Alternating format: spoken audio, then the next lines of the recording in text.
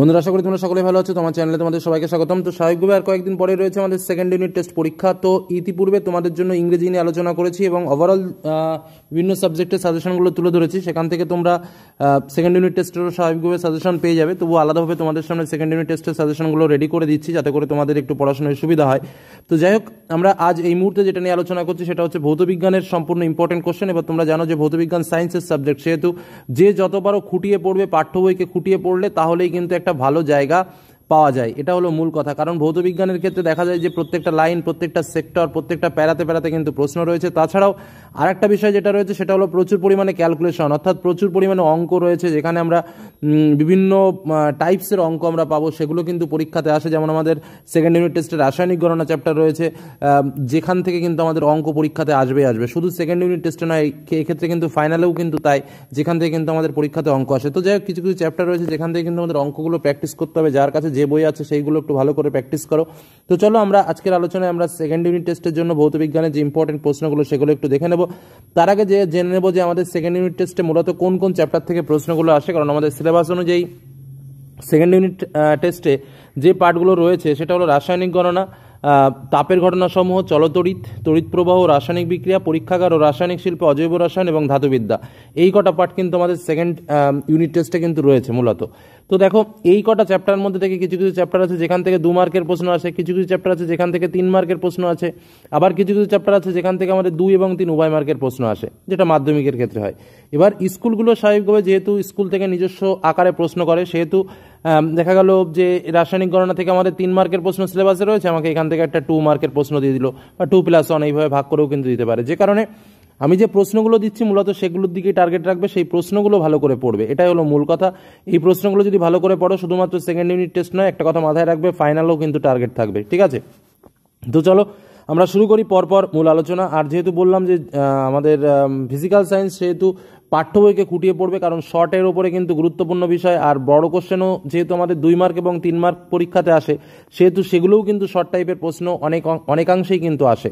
তো চলো, এই প্রশ্নগুলো কিন্তু আমি অধ্যায়ভিত্তিকভাবে শেয়ার করছি তোমাদের সুবিধার্থে, তোমাদের সুবিধা হবে। তো রাসায়নিক গণনা থেকে যেটা আমি বলছিলাম, এখান থেকে কিন্তু অঙ্ক ভালো করে প্র্যাকটিস করতে হয়। এসটিপিতে আয়তন বের করতে হয়।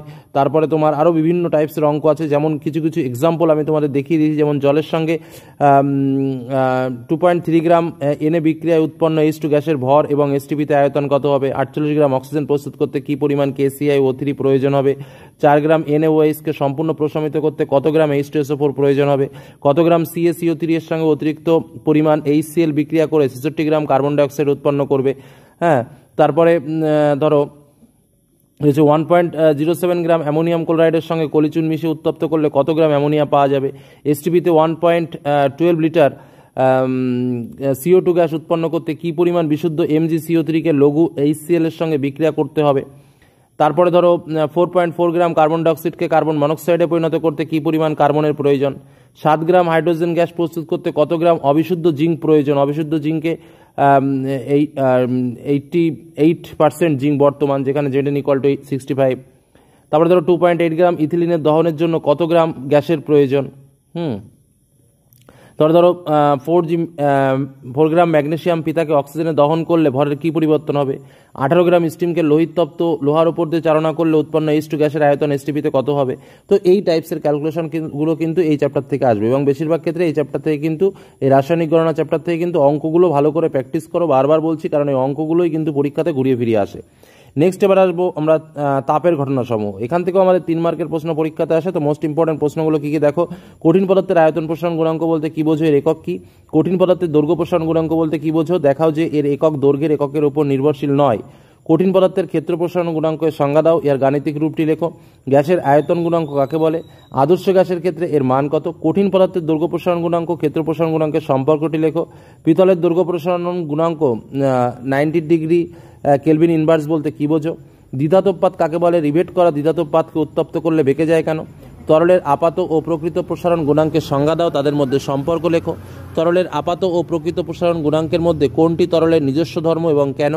দৈনন্দিন জীবনে ব্যবহৃত একটি দ্বিধাতোপাতের উদাহরণ নিয়ে দেখাও। ভিন্ন ভিন্ন পদার্থের একই তাপমাত্রা বৃদ্ধিতে ভিন্ন ভিন্ন প্রসারণ হয়। দ্বিধাতোপাতের একটি ব্যবহার লেখো।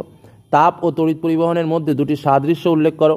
উচ্চচাপ পরিবাহিতা বিশিষ্ট একটি অধাতুর নাম লেখো। এবার আসবো চলতরিৎ থেকে, যেখান থেকে কিন্তু আমাদের পরীক্ষায় 2 মার্কের প্রশ্ন এবং 3 মার্কের প্রশ্ন দুটোই আসে। তো যেটা আবারও বলছি যে 2 মার্কের কোশ্চেন অনেক সময় 3 মার্কের রূপেও আসতে পারে, বা 3 মার্কের প্রশ্ন অনেক সময় 2 মার্কের জন্য রূপেও আসতে পারে, যে কারণে প্রত্যেকটা প্রশ্নই ভালো করে দেখে রাখবে। তো চলতরিৎ থেকে ইম্পর্টেন্ট প্রশ্নগুলো কী কী রয়েছে: ওহমের সূত্র, রোধাঙ্ক কাকে বলে, রেসা একক, ফ্লেমিংয়ের বামহস্ত নিয়ম, অ্যাম্পিয়ারের সন্তরণ নিয়ম, অর্ধপরিবাহী এবং অতিপরিবাহীর ক্ষেত্রে রোধাঙ্ক উষ্ণতা পরিবর্তনের সঙ্গে কিভাবে পরিবর্তিত হয় তা লেখচিত্র সহ লেখো, মোটরের শক্তি কীভাবে বৃদ্ধি করা যায়, ডায়নামো এবং মোটরের মধ্যে মূল নীতিগত পার্থক্য কী, ফিউজ তার এটির ব্যবহার কেন করা হয়, 5 অ্যাম্পিয়ার ফিউজ তার বলতে কী বোঝো, একটি বৈদ্যুতিক বাতির ওপর 220 ভোল্ট থেকে 100 ওয়াট লেখা আছে, এর অর্থ কী, তড়িৎ প্রবাহমাত্রা, রোধ, তড়িৎ ক্ষমতা, এদের মধ্যে সম্পর্ক কী, বিভব পার্থক্য, রোধ এবং তড়িৎ ক্ষমতা, এদের মধ্যে সম্পর্ক নির্ণয় করো, 220 ভোল্ট 100 ওয়াট ও 220 ভোল্ট 40 ওয়াট রেটিংযুক্ত একটি বৈদ্যুতিক বাল্বের ফিলামেন্টে রোধের অনুপাত নির্ণয় করো। এগুলো ক্যালকুলেশন টাইপের অঙ্ক। তারপর দেখো, নিম্নলিখিত ক্ষেত্রগুলিতে বার্লো চক্রের ঘূর্ণন কী হবে, সমপ্রবাহে পরিবর্তে পরিবর্তী প্রবাহ পাঠালে, এটিকে দাঁতযুক্ত না করে বৃত্তাকার চাকতি সদৃশ্য করা হলে, চুম্বকের মেরু দুটি উল্টে দেওয়া হলে। নেক্সট, তড়িৎচালক বল ও বিভব প্রভেদের মধ্যে পার্থক্য কী, ওয়াট কাকে বলে, এটি কিসের একক।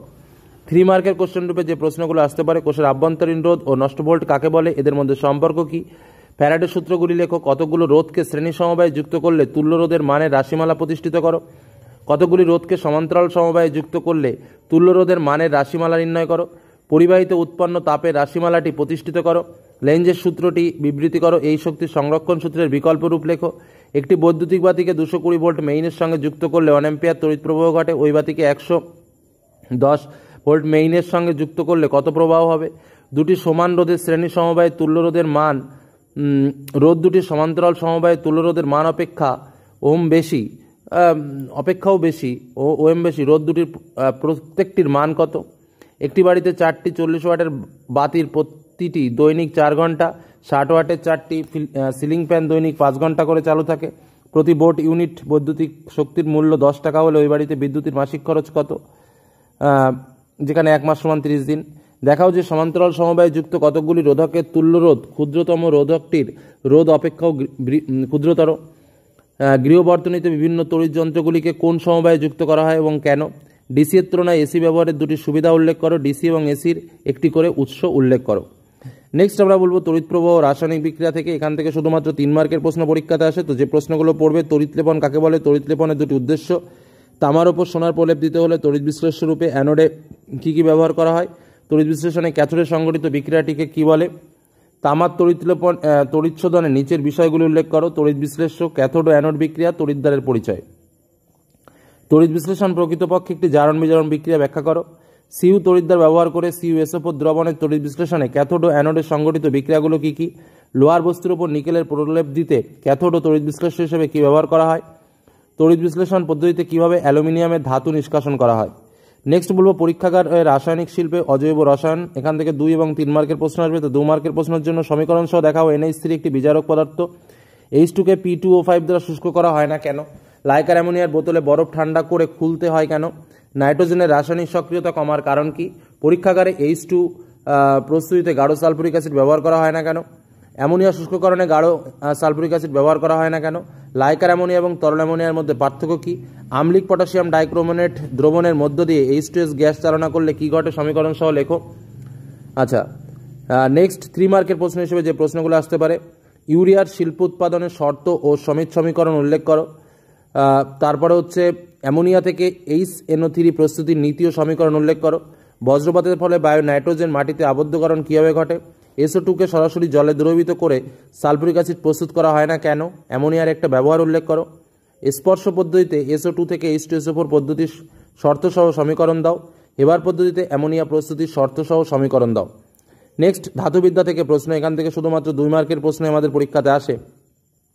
তো স্বাভাবিকভাবে যে প্রশ্নগুলো রেডি করবে: অ্যালুমিনিয়াম এবং ক্যালসিয়াম অক্সাইড থেকে কার্বন বিজারণ পদ্ধতিতে Al এবং Ca ধাতু নিষ্কাশন করা যায় না কেন, আর্দ্র বায়ুতে জিঙ্কের উজ্জ্বলতা হ্রাস পায় কেন, অ্যালুমিনিয়ামের ফয়েলে মোড়া চাটনি খাওয়া উচিত নয় কেন, থার্মিট মিশ্রণ কি, থার্মিট পদ্ধতিতে বিজারক কি, অ্যালুমিনিয়ামের একটি সংকর ধাতুর নাম ও সংকেত উল্লেখ করো। বায়ুতে ধাতব কপার রেখে দিলে কিছুদিন পর ওই কপার সবুজ হয়ে যায় কেন, আয়ন ইলেকট্রন পদ্ধতিতে উদাহরণসহ দেখাও যে জারণ ও বিজারণ একই সঙ্গে ঘটে। তামার একটি আকরিকের নাম ও সংকেত লেখো, মরচে কি। থার্মিট পদ্ধতিতে ধাতু নিষ্কাশনের নীতি ও সমীকরণ উল্লেখ করো। লোহাতে মরিচা কীভাবে পড়ে তার রাসায়নিক বিক্রিয়া সহ লেখো। CuSO4 দ্রবণে লোহার পেরেক রাখলে কী ঘটে সমীকরণ সহ লেখো। মরচে নিবারণের 3টি উপায় লেখো। সব আকরিকই খনিজ কিন্তু সব খনিজ আকরিক নয় কেন। জিঙ্ক ও লোহার প্রধান আকরিকের নাম ও সংকেত উল্লেখ করো। ক্যাথোডীয় সংরক্ষণ বলতে কী বোঝো। CuSO4 এর জলীয় দ্রবণে Zn টুকরো যোগ করলে কী ঘটে। ইলেকট্রনীয় তত্ত্বের সাহায্যে দেখাও যে এটি জারণ বিজারণ প্রক্রিয়া। লোহার তৈরি জাহাজে তাড়াতাড়ি মরচে পড়ে কেন। সংকর ধাতু ব্যবহারের 2টি সুবিধা লেখো। আকরিক থেকে ধাতু নিষ্কাশন মূলত বিজারণ বিক্রিয়া ব্যাখ্যা করো। তো এই যে প্রশ্নগুলো দিলাম অধ্যায়ভিত্তিকভাবে তুলে ধরলাম এবং তোমাদের পরীক্ষাতে যে কটা চ্যাপ্টার রয়েছে সেকেন্ড ইউনিট টেস্টে প্রত্যেকটা চ্যাপ্টার থেকে আমি ইম্পর্টেন্ট প্রশ্নগুলো তুলে ধরলাম। এর সঙ্গেও বলছি কিছু ক্যালকুলেশন টাইপের প্রশ্ন রয়েছে যেগুলো কিন্তু তোমাকে প্র্যাকটিস করতে হবে, যার সাজেশন কিন্তু দেওয়া সম্ভব নয়। বারবার বলছি সেই ক্যালকুলেশনগুলো করতে হবে এবং এই যে প্রশ্নগুলো দিলাম এই প্রশ্নগুলো ভালো করে পড়তে হবে। আর যেগুলো শর্ট পাঠ্য বইকে খুঁটিয়ে পড়তে হবে শর্টের জন্য, কারণ ফিজিক্যাল সায়েন্সে শর্টের জন্য কিন্তু ওইভাবে সম্ভব নয় যে এইগুলো পড়ো। হ্যাঁ, তবে যে প্রশ্নগুলো দিলাম এর ভেতর থেকে অনেক শর্ট প্রশ্ন কমন পেতেই পারো। তো এই হলো আমাদের আলোচনা। এই প্রশ্নগুলো যেন অবশ্যই রেডি থাকো, শুধুমাত্র সেকেন্ড ইউনিট টেস্টে নয়, টেস্ট এবং ফাইনাল উভয় পরীক্ষাতে কিন্তু কাজে লাগবে। এটুকু বলে আজকের আলোচনা শেষ করলাম। ভালো থেকো, সুস্থ থেকো, সাবধানে থেকো। ধন্যবাদ।